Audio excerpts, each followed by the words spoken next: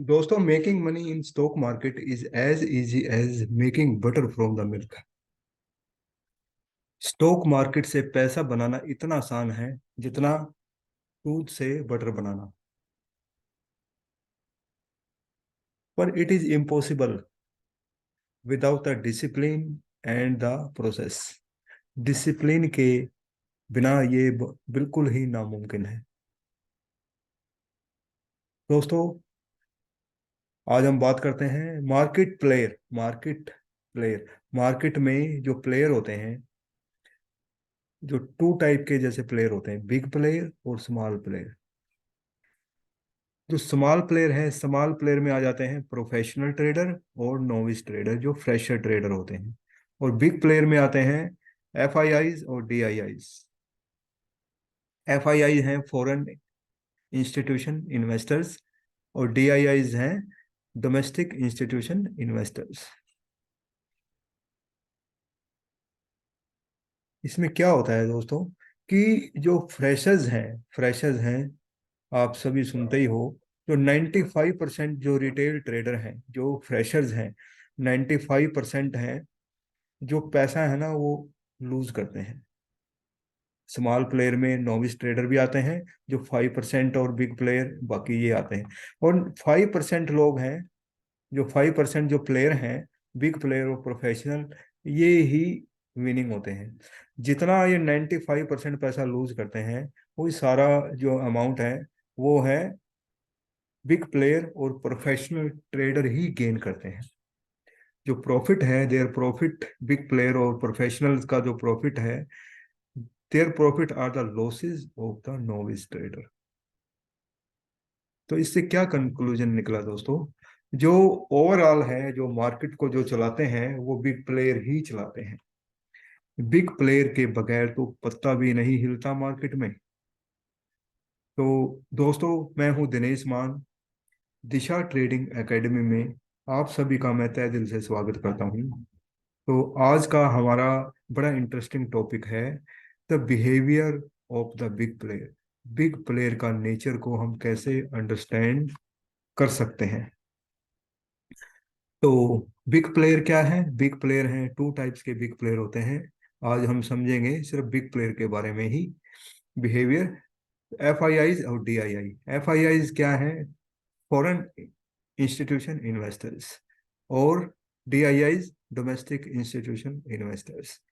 Foreign institutional जो investors हैं, तो उसमें जो मेनली जो हम फोकस करते हैं वो होने चाहिए हमारे में। और डीआईआईज क्या क्या होने चाहिए? जैसे कि फॉलो द बिग प्लेयर। एक इस पिक्चर से, जैसे एक समुद्र में शार्क मछली है, ठीक है, बड़ी मछली है। अब कहावत ये भी आपने सुनी होगी, बड़ी मछली छोटी मछली को खा जाती है। अगर आपने समुद्र में या किसी तालाब में जिंदा रहना है, ये जैसे छोटी मछली है, अगर सरवाइव करना है तो बड़ी मछली के पीछे पीछे ही चलना होगा। अगर ये बड़ी जो फिश है, इसके अगर आगे आओगे तो बड़ी मछली छोटी मछली को खा जाती है। तो हमारा टारगेट क्या है? बिग प्लेयर को फॉलो करना। ठीक है, अगर बिग प्लेयर से हम ज्यादा स्मार्ट बनने की कोशिश करेंगे तो मार्केट से बाहर हो जाएंगे। तो बिग प्लेयर को समझते हैं। एक वेबसाइट है स्क्रीनर डॉट इन, भी दिखाते हैं आपको।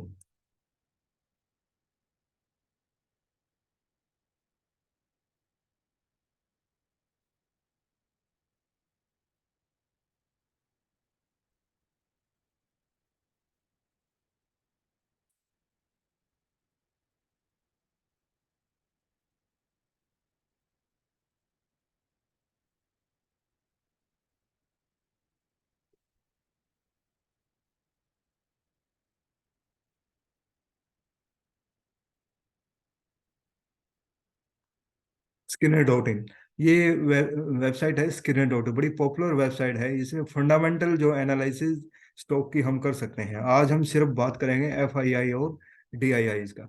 सपोज करो कोई कंपनी है, आप सर्च करो कोई कंपनी। रिलायंस से शुरू करते हैं, थोड़ा रिलायंस का देखते हैं। रिलायंस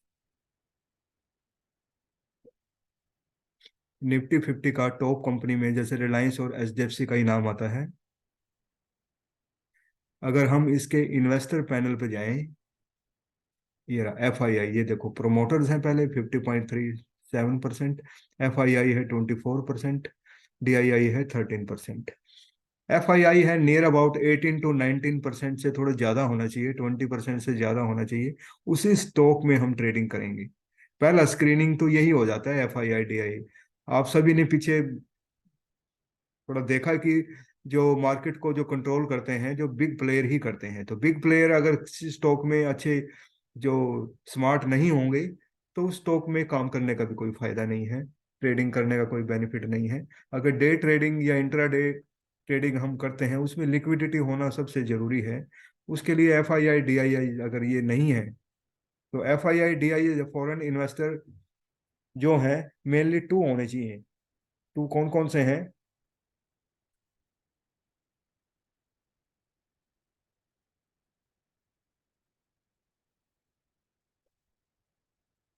तो हमारा गोल है, हमारा टारगेट है बिग प्लेयर को फॉलो करना, F I I D I I उसको फॉलो करना। जो डोमिनेंट फोर्सेस बोलो उसको, या स्मार्ट मनी बोलो, या बिग प्लेयर बोलो, उसको फॉलो करना हमारा टारगेट है।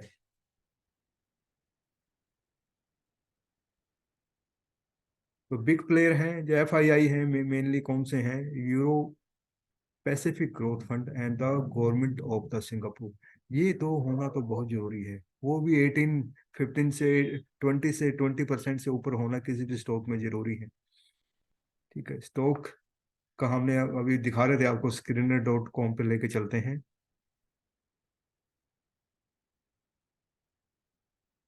रिलायंस इंडस्ट्री का देखा आपने 24%, अगर सभी का है, जून 20 का है, सितंबर 20, 21, 22, 23, मार्च 23 का देखो 22% है इसमें एफ आई आईज जो। ठीक है, और 16 पर D I I. F I आई क्या है? देखो ये आया, यूरो पैसिफिक ग्रोथ फंड और गवर्नमेंट ऑफ सिंगापुर, ये दो होना जरूरी है। डी आई आई कौन कौन से हैं इसमें? एल आई सी और S B I mutual fund और गवर्नमेंट का है। ठीक है, तो अगर दूसरा इंडस्ट्री का देखें हम, H D F C bank का देखें।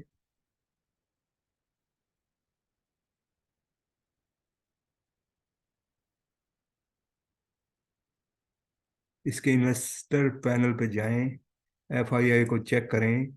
एफ आई आई है 37.0, माई गुडनेस, 37, 20 से ऊपर, ये तो बहुत ज़्यादा है। इसमें यूरो पैसिफिक ग्रोथ फंड ये है मैक्सिमम। और डीआईआई कौन कौन से हैं इसमें? डीआईआई का भी भरमार है, SBI Nifty 50, SBI, L I C insurance, HDFC trustee company, ये सारे हैं ना डोमेस्टिक इंस्टीट्यूशन है, financial institute, ICI prudential, Nippon life India trustee, सभी म्यूचुअल फंड हैं, हेज फंड हैं, पेंशन फंड हैं, यहाँ तक कि आरबीआई भी, एलआईसी है। एलआईसी दोस्तों जैसे डोमेस्टिक है ना, एसबीआई बैंक है, एसबीआई प्रूडेंस, 95% जो पैसा है स्टॉक में लगाता है, यहीं से पैसा कमाते हैं सारे। अगर अदर कंपनी देखें, अडानी का देखो, अडानी का डाउन आया था, अडानी का ही चेक करते हैं। अडानी का, अडानी एनर्जी देखो, अडानी एनर्जी के इन्वेस्टर पैनल पे जाएं अगर फ्रेंड्स, एफ आई आई है 21.5%, डी आई आई है 0 पॉइंट, ये तो बिल्कुल ही नहीं है डी आई आई। और फॉरेन इन्वेस्टर कौन कौन से हैं? एल आर आई इंडिया, एम्स, ये सब बकवास है। तो मैंने बोला कि यूरो पैसिफिक ग्रोथ फंड और गवर्नमेंट ऑफ सिंगापुर होना जरूरी है, बिल्कुल भी नहीं है। ये हमारे स्टार्टिंग से ही 20 में 21, 22 तो शुरू से ही ये पैरामीटर पे बिल्कुल फेल है अडानी का। अभी जैसे कहावत है दोस्तों एक, जो उल्लू है उल्लू को रात में दिखता है, और जो कौवा होता है कौवे को रात में दिखाई नहीं देता। एक इंसान ही, बंदा एक ऐसा है, ना उसको दिन में दिखता ना रात में दिखता। जो भी स्टॉक मार्केट में लोग ट्रेडिंग करते हैं, न्यूज़ को देखते हैं, वीडियो देखते हैं, अलग अलग पैरामीटर पे देखते हैं, अगर उनको टेक्निकली कोई चीज़ बताई जाए तो बिल्कुल ही ना सुनेंगे ना ध्यान देंगे। ठीक है। और फिर बोलते हैं कि हमें तो ये लॉस हो गया, वो लॉस हो गया, ऐसा हो गया, वैसा हो गया। फिर पावलों की तरह घूमते हैं लॉसेस होने के बाद। तो इंसान है दिन में भी अंधा और रात में भी अंधा। अगर ये स्टडी है टेक्निकल, ये प्राइस एक्शंस का अगर स्टडी करके काम किया जाए तो लॉसेस के चांसेस कहाँ हैं। चलो आगे बढ़ते हैं। अगर कोई और इंडस्ट्री देखें।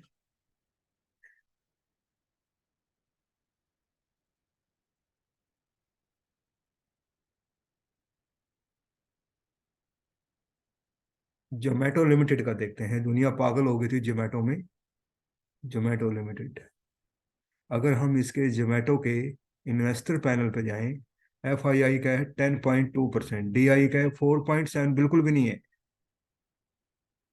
और पब्लिक है 81। और ये बंदा है ना, जैसे बंदे को तो ना रात में दिखता ना दिन में दिखता।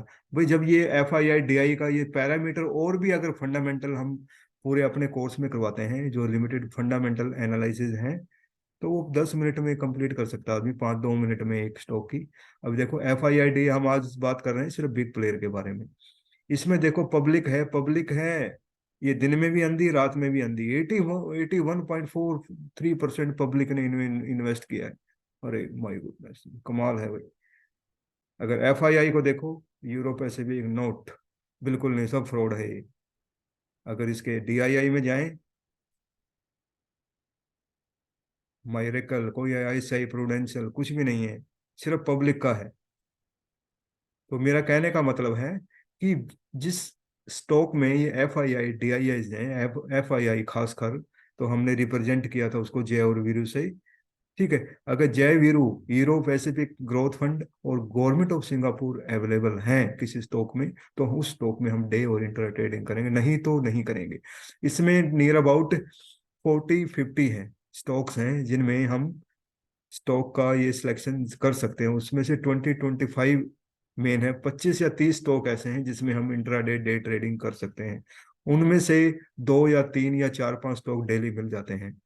तो क्यों हम पैनिक स्टॉक के बारे में जाएं जहां लंका लगने वाली है। तो उन्हीं स्टॉक में काम करें जिसमें जो प्रॉफिटेबल है, जिसमें लिक्विडिटी है। ओके दोस्तों, नेक्स्ट।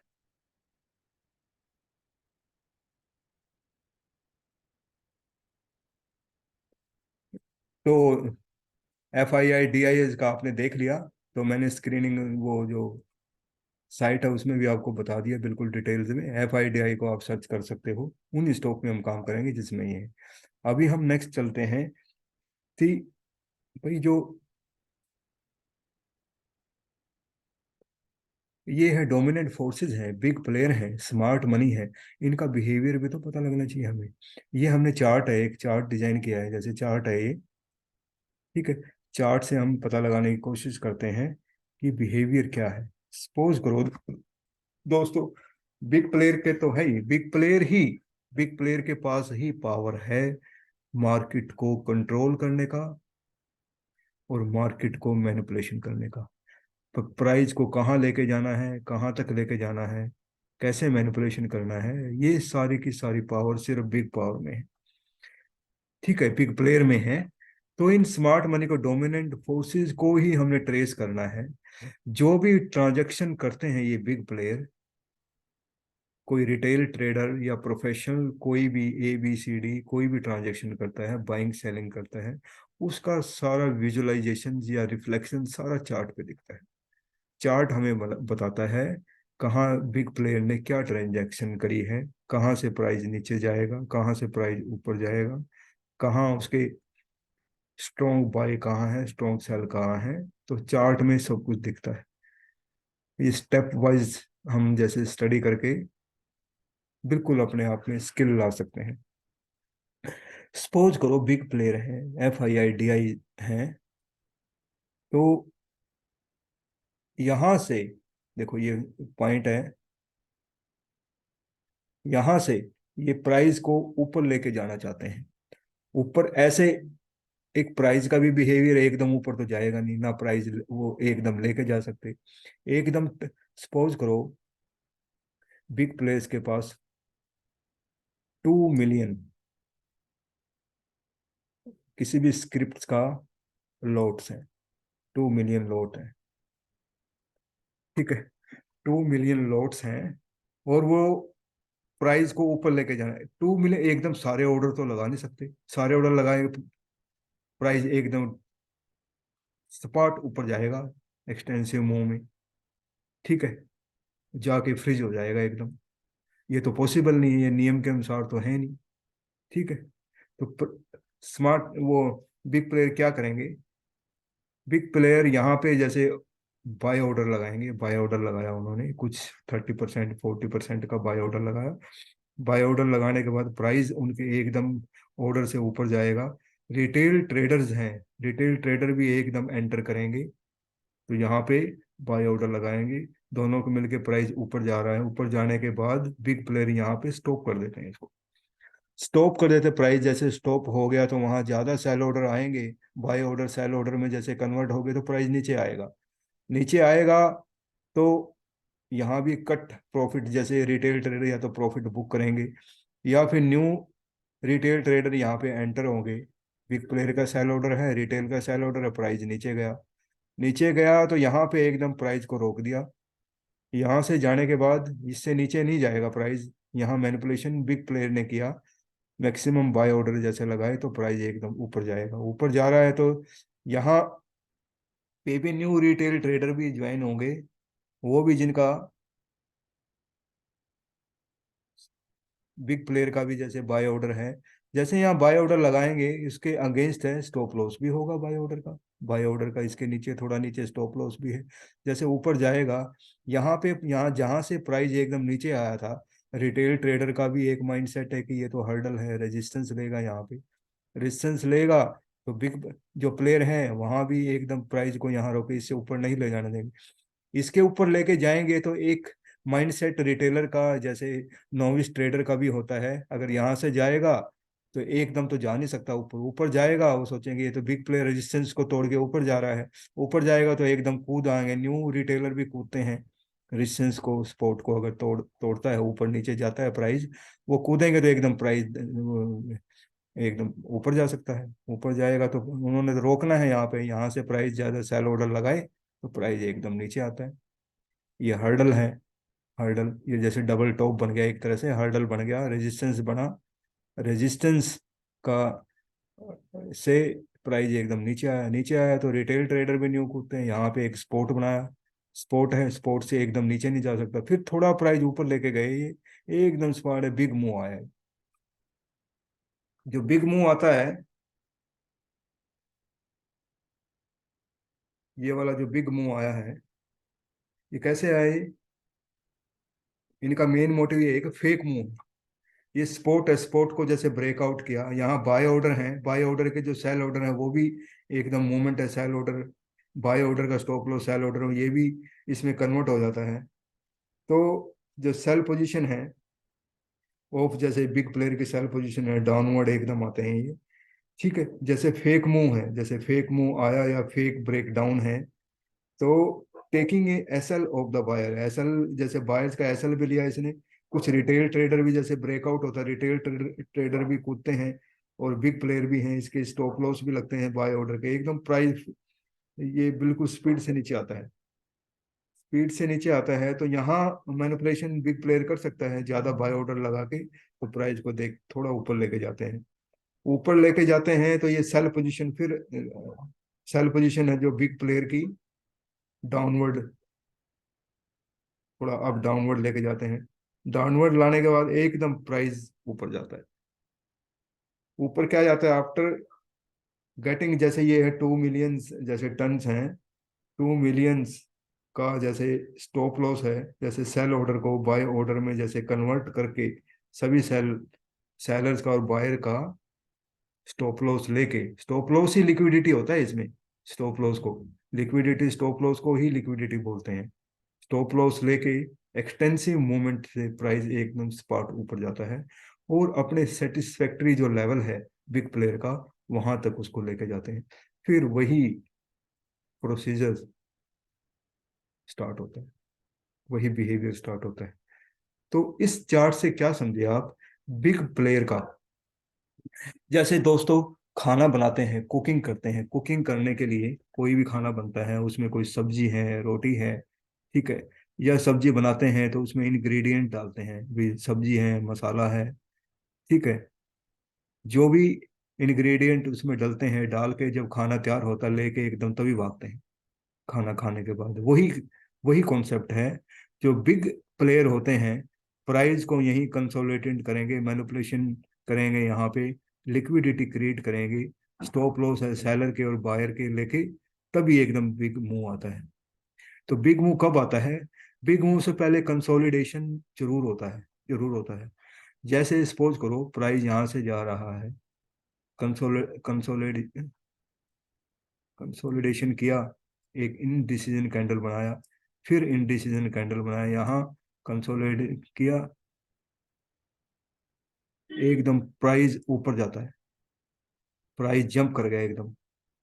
जब कंसोलिडेशन से प्राइस एकदम जंप करता है, ठीक है, जब जंप करता प्राइस एकदम बिग मूव आता है, तो सभी के सभी ऑर्डर हैं, जैसे बिग बिग मूव तो बिग प्लेयर से ही आता है, सभी ऑर्डर एग्जीक्यूट नहीं होते। तो कुछ 30-40% जो ऑर्डर हैं पेंडिंग रह जाते हैं, उनको बोलते हैं अनफिल्ड ऑर्डर। तो उनको लेने, रिट्रेस करने, लेने प्राइस एक बार जरूर आता है, उन एग्जीक्यूटिव पेंडिंग ऑर्डर को लेके फिर प्राइस ऊपर जाता है। ये प्राइस बिग प्लेयर का बिहेवियर है। तो क्या समझे? तो ओवरऑल जो कंट्रोल है दोस्तों मार्केट में बिग प्लेयर का है। बिग प्लेयर के पास ही पावर है मार्केट को कंट्रोल करने का और मार्केट को मैनिपुलेशन करने का। हमने उसके बिहेवियर को समझना है। अगर हम बिग प्लेयर का बिहेवियर भी थोड़ा समझ जाते हैं, बिल्कुल, तो हमारे लिए ट्रेडिंग करना थोड़ा इजी हो जाता है, लाइफ थोड़ी इजी हो जाती है। तो ये था दोस्तों बिग प्लेयर का बिहेवियर, डोमिनेंट फोर्सेस का बिहेवियर। डोमिनेंट फोर्सेस का ओवरऑल कंक्लूजन क्या निकला? डोमिनेंट फोर्सेस क्या है कि वो जो लिक्विडिटी क्रिएट करते हैं, फिर उनको ग्रैब करते हैं, लिक्विडिटी को लेके फिर ऊपर जाते हैं। मेन मोटिव तो अर्निंग का बिग प्लेयर का ही होता है। हमने उनको बिग प्लेयर के मूवमेंट को समझना है कहाँ, क्योंकि बिग प्लेयर का जो ट्रांजैक्शन हुआ है, बाइंग और सेलिंग हुई है, बाइंग और सेलिंग हुई है, बाइंग सेलिंग से जो भी ट्रांजैक्शन हुआ है, कहाँ पे उन्होंने अपने फुटप्रिंट कहाँ पे छोड़े हैं, कि कहाँ से प्राइस ऊपर जाएगा, कहाँ से प्राइस नीचे आएगा। वही फुटप्रिंट्स हमने, हमारे में स्किल हमने सीखना है कि जो स्ट्रॉन्ग जो बाइंग जोन है, स्ट्रॉन्ग सेलिंग जोन कौन कौन से हैं। तो दोस्तों ये था overall behaviour of the big player. Next हम सीखेंगे प्राइस एक्शन, प्राइस का behaviour, universal behaviour of the price action. That's it now. Stay motivated, stay positive. Thank you for watching.